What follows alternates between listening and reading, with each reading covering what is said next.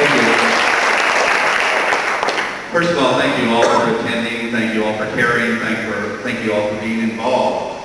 And this is a diversified movement. We're fighting this on many, many fronts, and we're all making a difference in our own ways, in different ways, using our own skills, our own abilities, and following our own passions to change the world. And we are changing the world, and we're making a difference, all of us. Thank you. And Heather, I thank you also for going to the ice. That made an incredible contribution towards the bill, which is before the European Parliament that will ban seal products from Canada to South Africa. And just remember, as Oscar Wilde once said, the only thing worse than being talked about is not being talked about. And your tolerance of the paparazzi is really, is very courageous, but you're getting your message across despite that, and also because of it, really. So, we have to use them instead of letting them always use us. Really, I'd like to take this opportunity to update everybody on what we've accomplished over the last year. We've had a number of campaigns, fighting for dolphins in Japan, fighting for seals in Eastern Canada, fighting for sharks in the Galapagos and in Central America, and fighting for the whales down in the Southern Ocean Whale Sanctuary. The whale campaign was actually accomplished much more this year than we thought that it would. We left on December 5th and launched our vessel from Melbourne and headed down to the Southern Oceans. We had a problem initially because one of our engines broke down, but we got that fixed. And then we tracked down the Japanese whaling fleet, and we kept on their case, kept chasing them. We chased them for thousands of miles through the waters of the ocean sanctuary, preventing them from killing whales. We boarded the vessels, and that actually was a strategy which worked really well. I took two of my crew and I said, asked them to board one of the vessels to deliver a message, because on that day Australia had passed a law banning whaling in the Australian Antarctic territory. And so we boarded to convey that message to the Japanese captain on the Yushan Maru, and he immediately overreacted and tied our crew to the mast for hours. And then, of course, said that he didn't do that, but of course our helicopter was able to get that footage out to the world and prove right away that they weren't telling the truth. But the most important thing that happened was, for the first time ever, we broke the veil of secrecy in Japan on this issue. The average Japanese person wasn't even aware this was going on down there. And now they are aware of it because of the drama that we created down there. And now there's a real discussion in Japan about really what are we doing down there. It makes no economic sense. Why is Japan getting such a bad reputation around the world just so that we can provide whale meat to about the 2% of the population that are consuming it? And and for this first time this year, we had a Japanese crew member. She had saw this on television. She came to Australia and she boarded. We had to keep her identity quiet during the campaign. She wore a mask all the time, and we gave her the name Yoko. And she did all the interviews with the Japanese media, and was very soft-spoken and was able to get a lot of information across. So now we're actually getting growing support in Japan against illegal Japanese whaling. And what we also were able to do was to shut them down by using what I call organic, non-toxic, biodegradable chemical warfare. And what that is that we come alongside and we toss two substances on board the vessel. One is butyric acid, which is really it's a synthetic rotten butter acid. It stinks like you wouldn't believe, and it lingers for days, sometimes weeks. It's pretty hard to do your work when that stench is around you.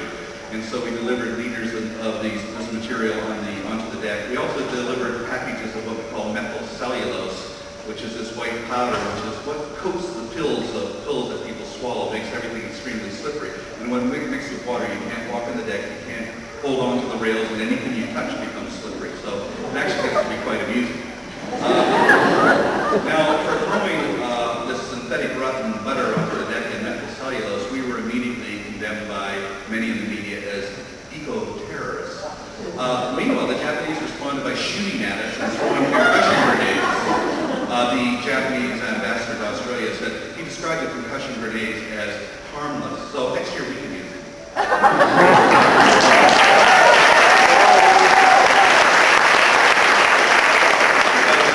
of course we won't be doing that. But so it's always been a challenge to come up with ways of defending ourselves without injuring anybody.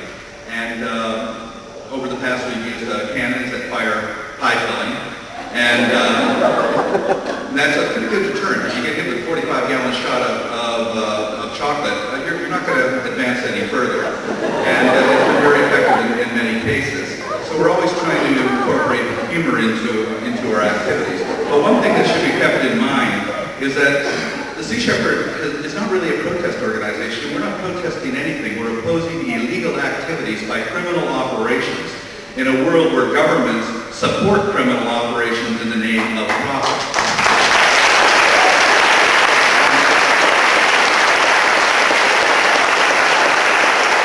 That is the reason that after over 30 years of operations on the high seas, not only we've never injured anybody, but we've never been convicted of a felony, and we've never been sued in a court of law because our opposition are criminals. And the media tends to forget that a lot because, when you're making money, people tend to, and especially the media, tend to justify that. When I compare the seal hunters in Canada to cocaine growers in Colombia, they said that was an unfair comparison. I said, yeah, it is, because the cocaine growers need the money. But it's still illegal. Which brings us to our second campaign this year, is where we sent the Farley Boat or other vessel into the east coast of Canada in March. And I called it it was the Brer Rabbit strategy. We went in there, and I purposely was not on the ship this year because I'm a Canadian. And I put Alex Cornelissen as who's Dutch, as our captain. Our first officer was Peter Hammerstedt, who's Swedish, and a predominantly European crew. And the directions were, do not enter Canadian territorial waters, stay outside, and document the cruelty that you see on the ice. For the first time we went there not to intervene, but to document the cruelty for the benefit of the legislation before the European Parliament to ban seal pellets.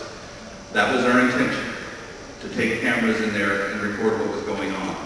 And the Canadian government overreacted, as we expected they would, because we now have a great fisheries minister in Canada, a guy who can always be dependent to do the stupidest thing under any circumstances. And a week before he attacked, I said, the best thing that can happen right now is for Loyola Hearn to board our vessel in international waters and seize it. But I don't think the man's that stupid. Well, he proved to be that stupid. He attacked our vessel with a fully armed paramilitary unit. And they boarded the vessel and seized it and scoured the ship and tore it apart and searched everybody, searching for photographs of seals being killed inhumanely. And the captain and the first officer are arrested under what's called the Seal Protection Act. Because in Canada, it's illegal to witness, photograph, or film a seal being killed. If you see a seal being killed, you've just broken the law and you're subject to a year in prison and a $100,000 fine. That's the kind of legislation that we're dealing with. So they towed our vessel back into Nova Scotia, and Captain Cornelissen and First Officer Hammerstedt were the only two of the crew who were charged. And they were in prison, and I bailed them out with doubloons, which, can't go. It's hard to take a country seriously whose dollar is called the loon. But the $2 coin, they call it the toonie, which is really strange, but we call it the doubloon. So I had to, since this is an act of piracy by Canada, I bailed them out with doubloons. And they had to count out every coin, and our crew got released. And our lawyer actually just sent us the interrogation tapes of Captain Cornelissen and First Officer Hammerstedt, and he said, you really should get these out here as an example of what exactly to do when being interrogated by the police, because they said absolutely nothing during the whole thing. But it's hilarious, because one of the mounted police officers comes up to Peter Hammerstedt, looks at him, Peter's only about 24, and they look at him and he says, you know what I see when I look at you, boy? I see a 12-year-old kid walking into a marketplace in Tel Aviv with dynamite strapped around his waist. Are you the next 9/11, boy? And Peter's going, I was just trying to take some pictures of them killing seals. I don't know how this gets translated into this, but this is the kind of hysteria that we're dealing with. And anyway, they didn't say a word, and we're going to go to trial, which is what we want to do exactly, because we're going to win the case. Meanwhile, here's